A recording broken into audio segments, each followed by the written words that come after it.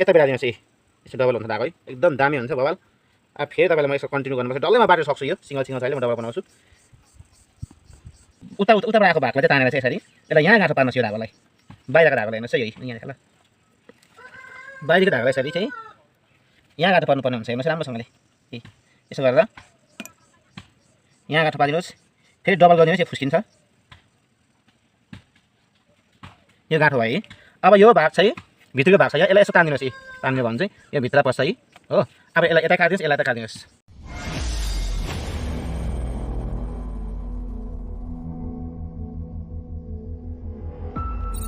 Guys आज भने चाहिँ तपाईँहरू माथि म चाहिँ एउटा सानो ट्रिक्स लिएर आएको छु खालि सजन राईको मात्रै ट्रिक्स हेर्नु भएको होला आज चाहिँ मेरो पनि ट्रिक्स लिएर म तपाईँहरूसँग चाहिँ आइरहेको छु ट्रिक्समा चाहिँ के भन्छु के गर्नेवाला छु आज चाहिँ भने चाहिँ म चाहिँ मेरो चाहिँ चप्ली फाटिरहेको छ है देखिरहनु भएको छ त्यस्तो भइरहेछ र यो चप्लीलाई चाहिँ म चाहिँ राम्रो गर्छु राम्रो चाहिँ कसरी बनाउँछु भने चाहिँ सिलाएर हेर्नुहोस् चाहिँ कसरी सिलाउनु पर्छ हेर्नुहोस् नर्मली म तपाईँलाई चाहिँ चप्पल सिलाउने चाहिँ एउटा ट्रिक्स दिइरहेको छु तपाईँहरू आफैले पनि यसरी च्यातेको नयाँ चुटेको तप्लिएर हुन्छ नि त्यसलाई बनाउनु सक्नुहुन्छ मेरो ट्रिक्स राम्रोसरी हेर्नु होला र ट्रिक्सको लागि चाहिँ यो ट्रिक्स कम्प्लिट गर्नुको लागि चाहिँ केही चाहिँदैन एउटा चप्ली चाहिन्छ अनि स्टिच मेसिन भनौँ न है एउटा यो सियो चाहिन्छ यस्तो प्रकारको सियो पनि कस्तो छ भने चाहिँ गाइस यो चाहिँ एउटा अलैँचीको जुन छुरी हुन्छ नि तपाईँहरू सबैले कोले अलैँची रोप्नुहुन्छ तपाईँहरूलाई थाहा छ र अलैँचीको छुरी जस्तै हुन्छ तर अलैँची छुरीको चाहिँ अब भित्री पनि यस्तो तान्नेमा पनि धार हुन्छ तर यसमा चाहिँ भित्री धार हुनु हुँदैन हेर्नुहोस् यस्तो हुन्छ यो बजारमा किन्नु पनि पाइन्छ अनि यो चाहिँ मेरो आफैले बनाएको ह्यान्डमेड हो धेरै पहिला मैले बनाएको थिएँ जति बेला म गोलीहरू खेल्थेँ त्यति बेला चाहिँ फुटबल बुटहरू चाहिँ अब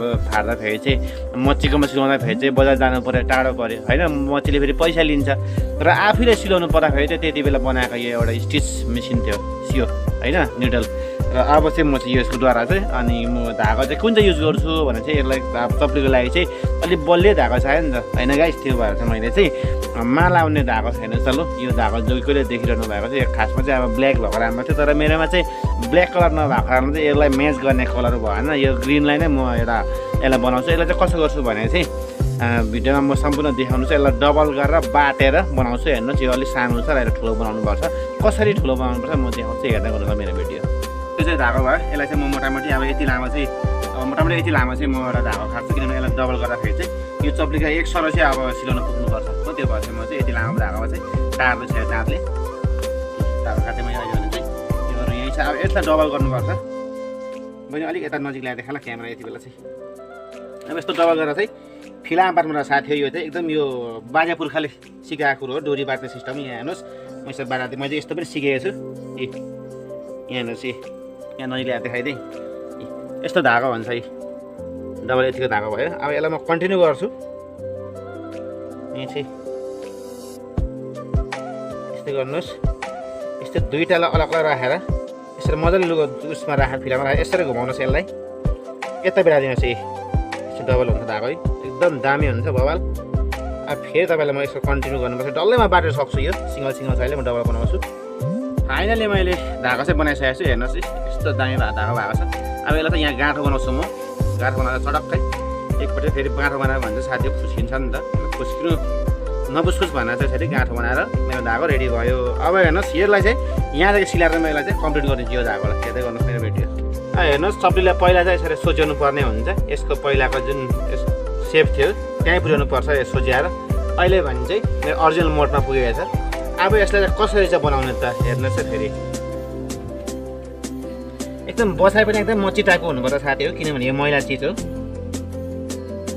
यसलाई यो जुन दुईवटा साइडमा बराबरै हुँदैन कुनै पनि साइड चाहिँ अप्ठ्यारो हुन्छ काम गर्दा फेरि मेरो लागि चाहिँ यो साइड भनेको यो साइड अलिक अप्ठ्यारो भएको छ त्यही कारण अप्ठ्यारोपट्टिबाट म सुरु गर्छु हेर्नुहोस् है यसलाई यहाँबाट सियोले पार गरेर बराबर यो एउटा जुन पर्सन छ यसलाई 20को पर्सनमा चाहिँ धागो कुदाउनु पर्ने हुन्छ त्यही भएर मात्रै यो बलियो हुन्छ फेरि माथि भयो भने पनि यो लासिहाल्छ साथीहरू अब यो मैले सियोलाई पार गरेपछि म यसलाई भित्रीबाट धागो लाउँदैछु हेर्नुहोस् है भित्रीबाट धागो लाउँछु जुन अंकुरे खालको मैले तपाईँलाई सियो देखाएँ यो सियोले चाहिँ धागो चाहिँ यसरी निकाल्छ निकाल्छ र एउटा धागो यसरी बाहिर निस्किन्छ एउटा धागो भित्र बस्छ धागोको दुई भाग भएर ल भित्र कुन चाहिँ भाग राख्ने बाहिर कुन चाहिँ भाग राख्ने भन्दाखेरि चाहिँ जुन गाँठो पारेको थियो अघि मैले गाँठो पारेको भाग चाहिँ भित्रै हुनुपर्छ किनभने यसलाई भित्री लास्टमा यो अनि यस्तो मुख मारिन्छ साइडमा अहिले मुख मारेको पनि तपाईँलाई देखाउँछु त्यो भएर चाहिँ बाहिरको लागि चाहिँ एकदम स्मुथ भएको हुनुपर्छ अर्को गाँठो भएको चाहिँ भित्री भएको हुनुपर्छ र अब कुनै बेला चाहिँ यो जुन जति पनि यहाँनिर यो स्पेस छ यसको भन्दा लामो पनि धागो हुन्छ।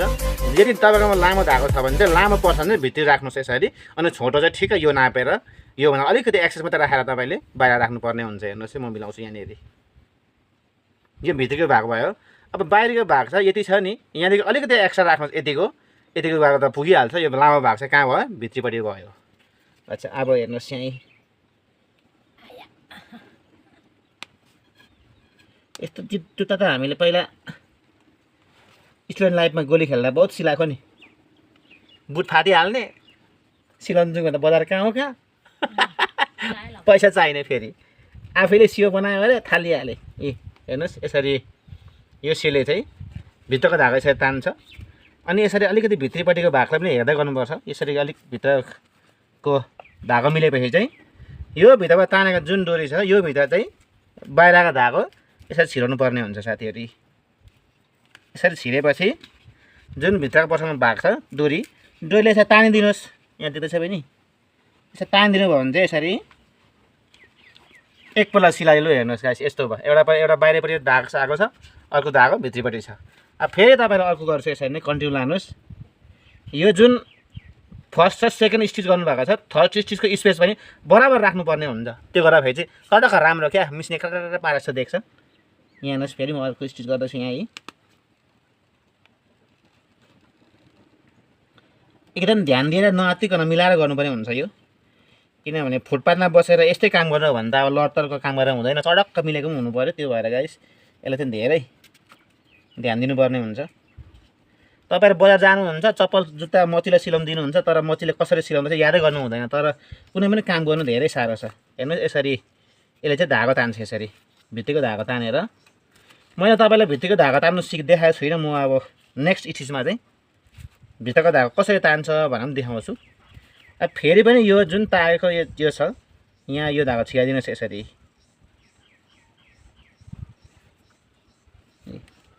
यो थर्ड स्टिच भयो। हेर्नुहोस् कस्तो भयो, तपाईँलाई कस्तो लाग्दैछ? भित्रीपट्टि पनि यस्तो छ, भित्री एउटा धागो छ, बाहिर यस्तो धागो छ। अब म चाहिँ भित्रीबाट धागो कसरी तान्ने त सियोले त्यो देखाउँदैछु। हेर्दै गर्नुहोस् है, फर्स्ट सेकेन्ड थर्ड। अब फोर्थ स्टिच हो मेरो यो। यहाँ देखा बहिनी, यहाँ हेर्नुहोस् यसरी सियो चाहिँ भित्र निस्किन्छ। सियो अङ्कुसे भएको छ, तपाईँलाई मैले फर्स्टमा देखाएको छु। अब अङ्कुसेमा चाहिँ यो भित्रको धागोलाई फसाउनु पर्ने हुन्छ। एकदम होस गरेर मजाले हातले हेर्नु पर्दैन। हामीलाई त नहेरी पनि लाग्ने भयो। तपाईँले नयाँ हुनुहुन्छ भने चाहिँ राम्रोसँगले हेरेर यसरी फसाउनु पर्ने हुन्छ। यसरी तानिन्छ डोरी सियोले अलिकति भित्रको कसिनो भाग पाराले तानेर चाहिँ फेरि यसरी छिराइदिनुहोस्। यहाँ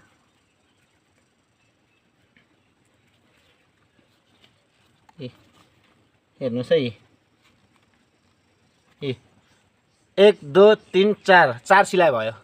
अब कन्टिन्यू तपाईँलाई यहाँसम्म पुर्याएर यसलाई म यसको मुख पनि मार्ने आइडिया तपाईँलाई देखाउँछु।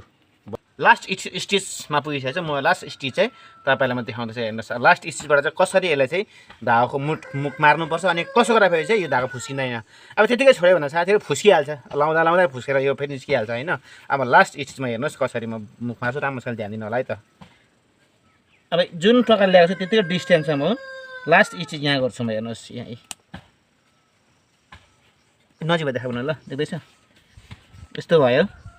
यहाँ यसरी फेरि ध्यान दिनुहोस् है, यसरी अङ्कुसेमा धागो दिनुहोस्, यसरी तान्नुहोस् बिस्तारै धागो हो। भित्रको बाहिर नै छ। अब जुन पर्सन चाहिँ यो मुख छ, मुखलाई चाहिँ छोडेर अर्को भागलाई उताबाट आएको भागलाई चाहिँ तानेर चाहिँ यसरी यसलाई यहाँ गाँठो पार्नुहोस्। यो धागोलाई बाहिरको धागोलाई हेर्नुहोस् है, यही यहाँ देखा ल।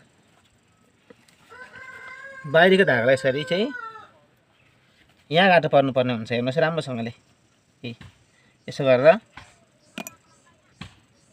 यहाँ गाँठो पारिदिनुहोस्। फेरि डबल गरिदिनुहोस्, यो फुस्किन्छ।